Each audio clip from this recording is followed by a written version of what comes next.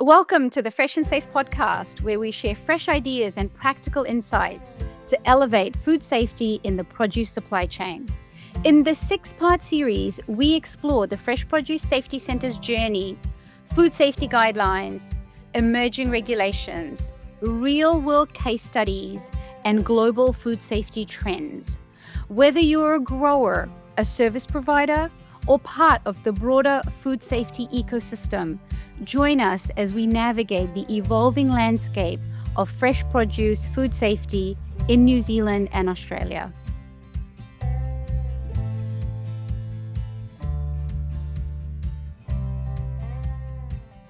So welcome to episode 3 of the Fresh and Safe podcast, where we go beyond the audit and explore fresh thinking on food safety and farming futures. The intention of today's episode is to explore the evolving role of food safety in the context of regenerative farming, climate change, cultural values, and bringing a New Zealand-based perspective that challenges some of our traditional compliance thinking. And I'm absolutely delighted today that we've got Mathew Bannister joining us from New Zealand with his independent voice and not representing First Fresh. So welcome, Mathew. We are so delighted to have you with us. You're an innovator. You are a regenerative advocate. And while you're not speaking on behalf of the business you're currently working for, you bring a really thought-provoking lens to compliance, climate, and cultural responsibility of fresh produce. So before we get into some of the big issues, Mathew, can you tell us a bit about your journey in horticulture? How did you get started and why do you stay in it? Yeah, so a lot of my knowledge is because of the diversity of my career. I've always been in the food industry.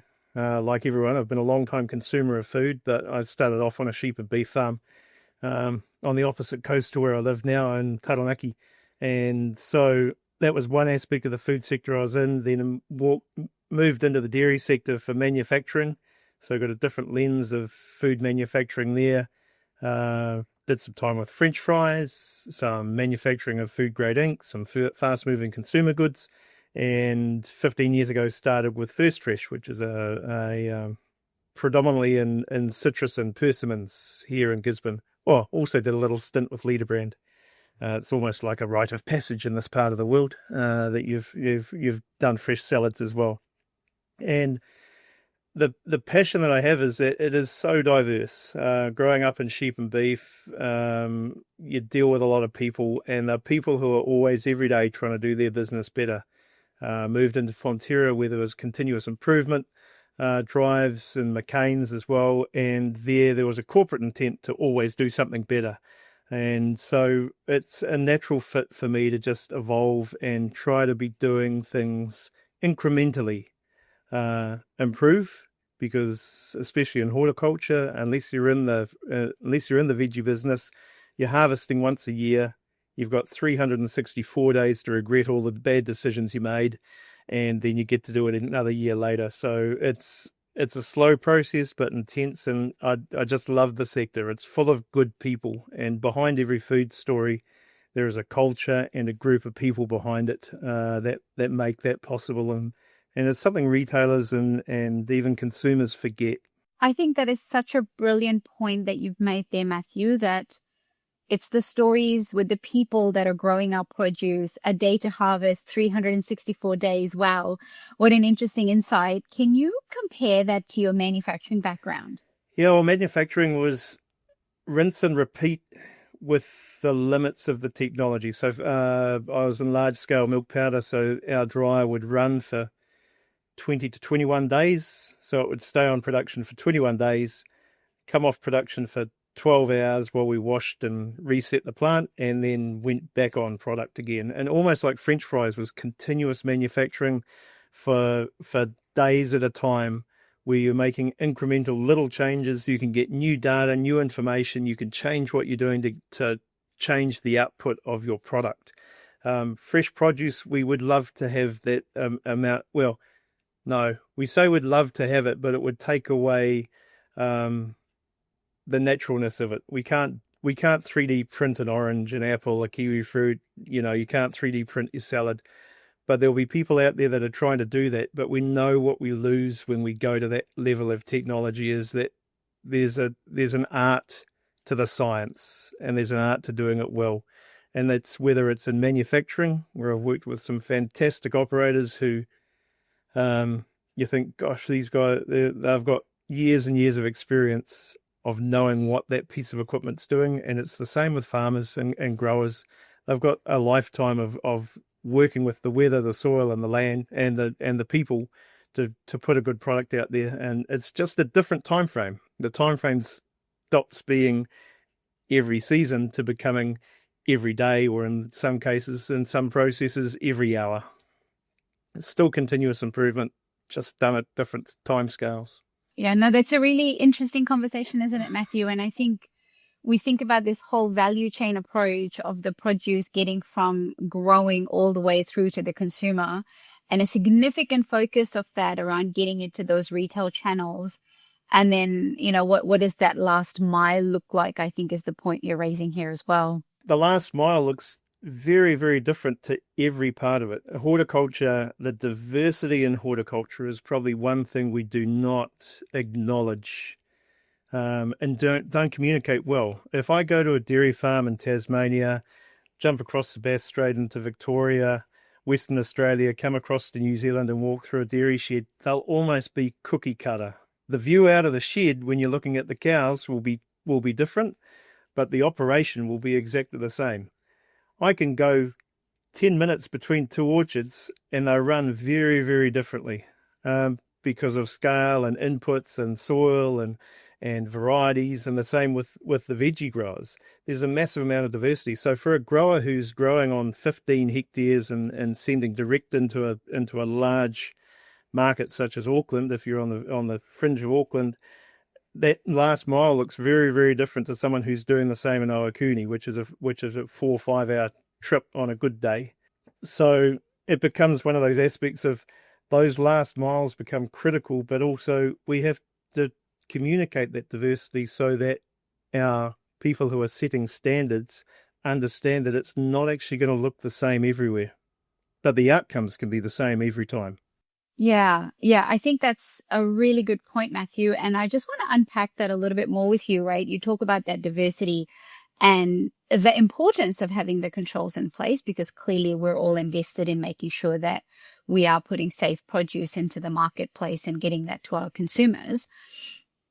How do you think things like the guidelines for fresh produce food safety, which we talked about in the previous episode of the Fresh and Safe podcast, relate to this conversation? Can you add some context there for me? So when I started in my current role as a compliance manager, the guidelines were the absolute godsend because they were written from the point of view of objectives and outcomes and risks, not crops and markets and retailers and packaging. And so they were written for somebody who is trying to do something different or innovative or new to the sector and actually understand, what am I trying to deal with here? What are my risks? What are my possible range of controls? What is new? What is old? Because many, many times the old methods work very, very well. Microbiology is still based on, moisture, water availability, salt and temperature. It's still one of those major controls if you're in manufacturing. Fresh produce is still the same. You grow it in a suitable location, you keep it clean, you look after the people and you look after the product. Not only will you have good quality, you'll have confidence in the safety of the product. Yeah, that's excellent. So you've talked about actually having those foundational systems that the guidelines steer us towards to get the right outcomes in our processes. Can you talk a little bit about this whole system then, and what do you think is working well and where might we be getting in our own way?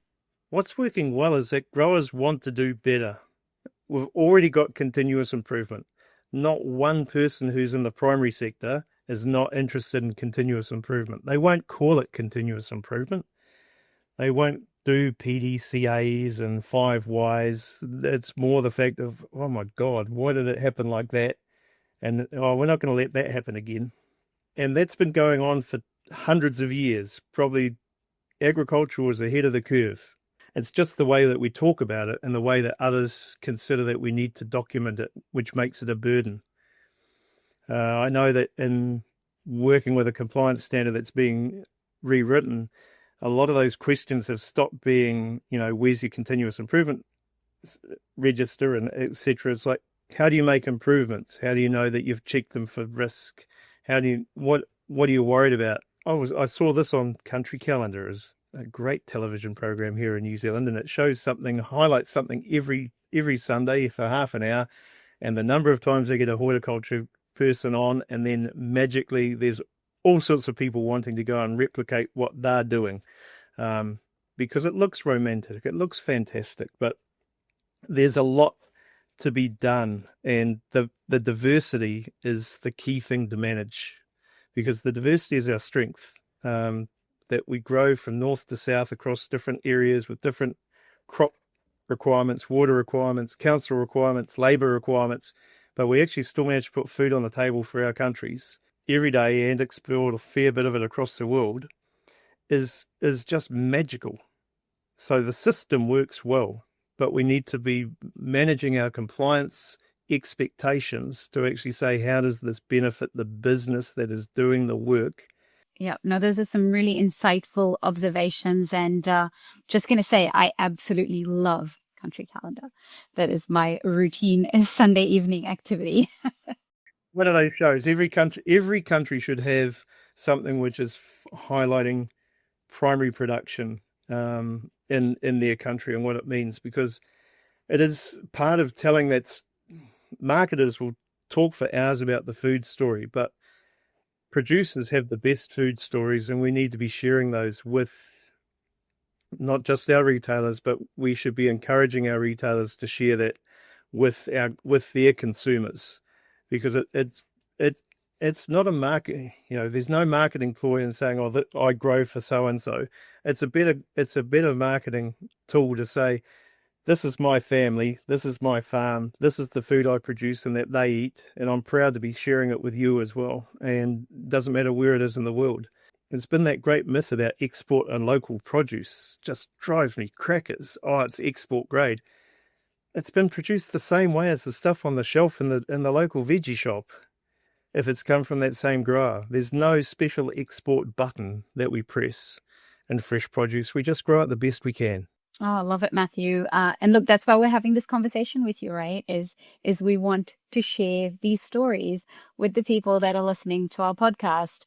And look, if you're listening to this podcast and you're a producer, you're a grower in the system, whether you're in New Zealand or in Australia, please do reach out. We'd love to hear your story. We'd love to have you on the podcast. So I'm just going to switch gears a little bit, Matthew. And you've been quite vocal about climate disruption and its cascading risks to our system and our production systems. What are you seeing on the ground, being on the front lines, and how does this connect to food safety? I'm in Tairāwhiti, and so we suffered Cyclone Gabriel, along with Hawke's Bay down 3 hours south. And this last 2 weeks, in time of context, if you're looking, we're in 2025, and there's been massive floods in Nelson and Tasman, and we've looked across the Tasman at the flooding that's occurred through Australia. And even in the preparation of the guidelines, one of the aspects I was looking at was, how do you manage that risk? Because it really does disrupt businesses differently. Again, the diversity aspect, if you're growing a crop which is just had its fruit set and a cyclone comes through, it's not as big a deal as you're 1 or 2 weeks away from harvest and a cyclone comes through, or you're a field grower and your fields have been flooded and it's wiped out not just current production, but set production back for months. Growers just want to get back up on their feet and running. And there's a lot of issues with the fact that we've always talked about the risk and the likelihood and the severity of what will happen. But one concept I've been introduced to in the last few years is one about velocity, which is how quickly does it actually make an impact on your business. So a drought is a low velocity, high impact event. We can see it coming. We know it's there. We can take some steps, but eventually it will impact the business. Whereas an earthquake will happen tonight, tomorrow, any instant. Massive velocity can have huge disruption. And the weather events are very similar as well. Some of the wet events. So flooding here locally occurs quite quickly. If you're on the Murray-Darling, you can have 2 weeks' notice. It's going to be coming down because of just how big that catchment is. We're not managing those responses to those risks well. We're not probably preparing our systems. We're prepared as a business. We know what we're going to do with the growing, but we're not really prepared to deal with the accountant, the transporter, the retailer, and all the other people that are actually depending on us as growers doing our bit right so that they can have some surety of making sure their business is good. We're very inward focused in that crisis time, whereas we actually need to be reaching out further, engaging further, sharing what we want to be doing so that others can actually come and help us. Because at the end of the day, we're a people business. We all know our buyers, even if we just say that we don't. We all know our retailers. They all know us. And building those relationships and those strengths of relationships, especially in rural communities, are the things that get you through in the tough times, whether it is crushing dry or up to your neck in the water and the wet. So tell our listeners, Mathew, where can they go to get some of this information so that they can set themselves up to be better prepared in those eventualities? This is the great thing, and this is one area where horticulture doesn't need to reinvent anything. And primary production loves reinventing stuff. It's like if it says dairy, I want to cross it out, rewrite it to say red meat or trees or whatever. But emergency management is well understood. Your local authorities will all have emergency management people or emergency management officers that can help. But the guidelines are coming out with a new chapter now on incident management or critical around managing critical incidents, because it doesn't matter if it's a flood or an earthquake or your pack house is burnt down or you've unfortunately suffered a fatality on your site. They are critical incidents that impact your business instantly and in some cases can put your viability at risk. But I'm a firefighter, and so the one thing you learn with that is the more you practice and train the plans that you have, the less you need to worry about on the day because you can rely on some skills that you have. So if you've got a recall plan, it's got a great thing about communicating with retailers and other stakeholders, and you've just suffered a bit of a flood and you're not using that communications plan that you've got in your recall sector, you're just making work for yourself. The reason the fire brigade and all the emergency services get on and get things done quickly and well and promptly and get to work is because we've practiced the things that are common, the things you'll always need to do. You've suffered a critical incident, you'll need to talk to your insurer, you'll need to talk to your retailer, you'll need to talk to your transporter. Make that the plan. You'll need to talk to your neighbours. They'll be able to help. It's about having that network ready and able and willing to go, because one thing we pride ourselves on in the primary sector is that we help each other, and we'll do that because we always imagine there's somebody who's worse off, but only by talking to other people you can figure out that you are actually the worst of the worst off, and you do need the help. So you don't suffer alone. Get organised. Take the nice sunny days when you're having a cup of tea and go, if it wasn't like this, what would I be doing? What do I need to do? And make those plans and make sure people know them. Because the worst thing, again, with one of the factors of primary industry is that the owner takes on a lot. They store a lot of information up here, but they may be the one who's had the critical incident. So don't let your business fail because you couldn't write it down, and let other people know what to do next. Look, I think you're highlighting a lot of really important details here, Mathew, in terms of living and breathing some of those things, which tend to be seen as these compliance checklists and compliance burdens. Practicing the recalls is such a good example of that. So how do you think collectively as a community and as an industry can we shift our narrative and our dialogue around some of this and go, these are all of the things that ideally we should be living and breathing and doing every day, and then to your point, you're audit ready, and that audit is not a burden. So if you're a fresh veggie grower and you're harvesting many times a year, it's a lot easier because those things become your work. That's just part of what you do every day. the issue becomes with the less frequent annual crops, or in some cases, it's even longer. They are the challenges, but being audit ready every day is a matter of for me, it's about deciding where you're going to put stuff. It's everyone has a filing system, everyone has books, everyone has different things that they want, but the idea is it has to work for you. It has to be something that you're quite comfortable doing every day. If you have to come in and turn a computer on and start typing, you're probably going to miss days where you don't do it. Whereas if you pick up your cell phone, you use a voice note, and you make a note about it, you've got a record of it somewhere. And that's going to help you out later on when you go, oh, what did we do 2 weeks ago? Photos are fantastic. We can make more photos and videos now of things that we used to have to document extensively. You can take a video of doing a compliance and accuracy check on your scales. It's there. It's in your phone. It's in the cloud even. So even if you drop your phone in the irrigation pond, you'll be able to get that photo back. So take advantage. The technology that we hate is probably the thing that will free us the largest amount from meaningless work. My job here in First Fresh, I explain it to growers, is my role is to make sure you spend more time growing and less time writing stuff down or having to look it up. So if there's ever a moment when you're rolling your eyes and going, I just really don't understand this, it's probably a good idea to talk to somebody else, because there'll be somebody out there in your community or through the Fresh Produce Safety Centre or your marketers or your packer who will have someone who is an absolute geek on that little piece of legislation that you're struggling with the local council, and they would be delighted to help you. One rule we've always shared in the food technology sector here in New Zealand is everybody gets 1 hour free.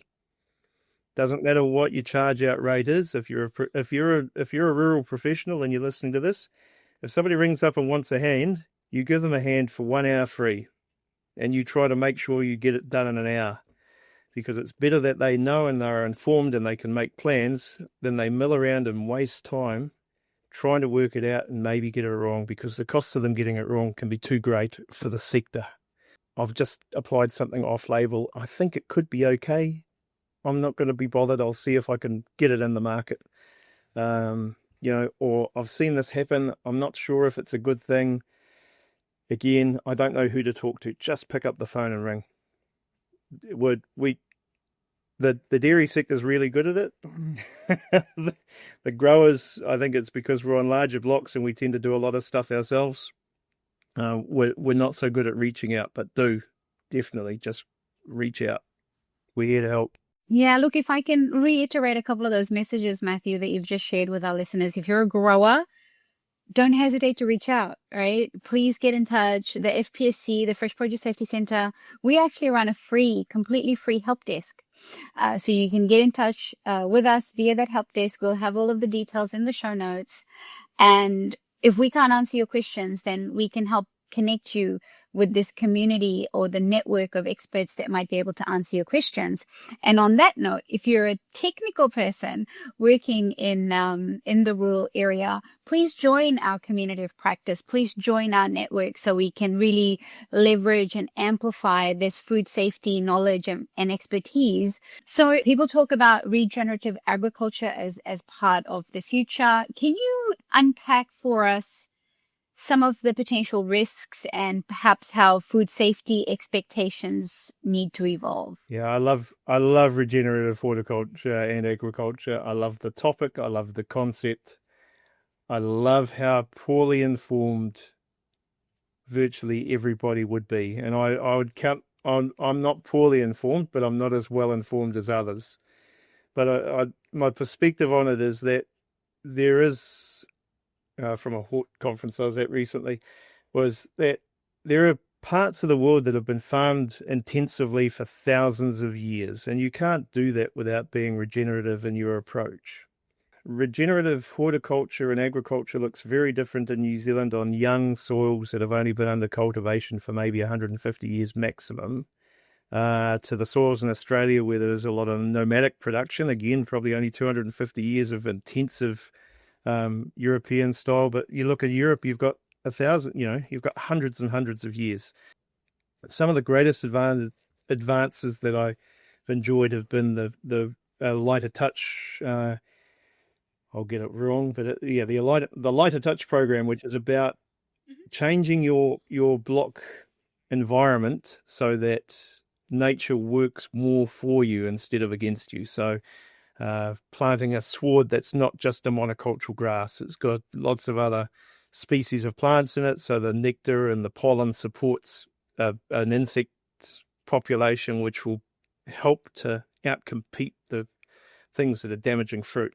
Fantastic protocol. Really, really good. You can tell those orchards because their grass height has gone up from being bowling green to unkempt rental property. It's been might get mown once a month or once every 2 months. No more is all that fuel and time being spent going out and stirring things up in the orchard every couple of weeks to keep the grass down, because there's no value in it. It's not actually adding anything to the diversity in the orchard. It's not actually helping the orchard and the grove work better with the species that you've got in it. For our listeners and people that, like me, perhaps might be thinking I'm ill-informed on this topic, where can they go to get some additional information or resources, Matthew, when we're talking about regenerative agriculture? Read widely. A lot of it is still new academic research. The government-funded research, primary sector research bodies, such as the DPIs and the universities here in New Zealand, Massey and Lincoln, they've all got projects that are looking at different aspects of it. The research money goes to where the money can be made, like all good corporate organisations, is academics.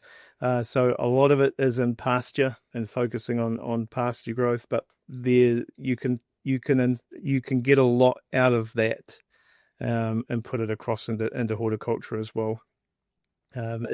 It's an area which will continue to develop. The biggest risk for the sector is that it will be developed by retailer pressure. And the retailer pressure will come from their parent companies that are in Europe and North America, not because of pressure from customers here in New Zealand or in Australia as much. Farmers are the most invested in regenerative production because it's land they want to pass down to the rest of the family or the next generation.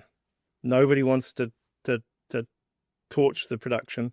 That's why heavy metals have disappeared from fertilizers, because we're worried about poisoning the lands. That's why lead pesticides aren't used anymore, and herbicides. That's why a lot of the chemistry has changed to address the residue risk. So we're using less and getting more now. So it's not as bad as it was, and it'll only ever continue to improve, because all those things we put on properties cost money, and the rate of increase in those inputs far outstrips the increase in sales price that the consumer faces. So we've just had a fantastic conversation for the last 40 minutes or so. This has been so incredible, Matthew. Thank you so much for making the time. I think you've given our listeners a lot of practical insights along the way, but could you just summarize for us maybe some key actionable outcomes from our discussion that our listeners can take away and apply in their lives? Yeah, so if you're a grower or connected to the rural community, make plans now for the things you don't want to deal with in a hurry. So keep records every day. A mental health aspect from Cyclone Gabriel, one grower said it was his diary, it was his field book that got him through, because he was busy every day and he had plans about what he did, but they got overrun and he had to do other things. But every day he sat down and still wrote down that list of what they'd got done. Wasn't what he'd planned to do, but did explain why he was so tired and exhausted and stressed out and where he is falling behind. So that's the time to, make plans, keep records. And they can be as simple as you need them to be.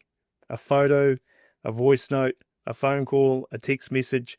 As long as you've got them, it will make your life so much easier when you are going through your 72 hours of proving that you're not trying to kill anyone, because you'll have at least all those records there for you. Be audit ready every day if you can.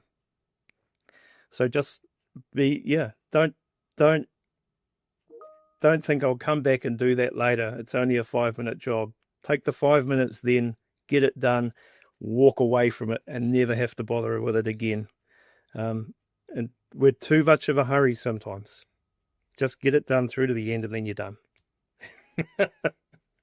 Leave no stone unturned. Excellent.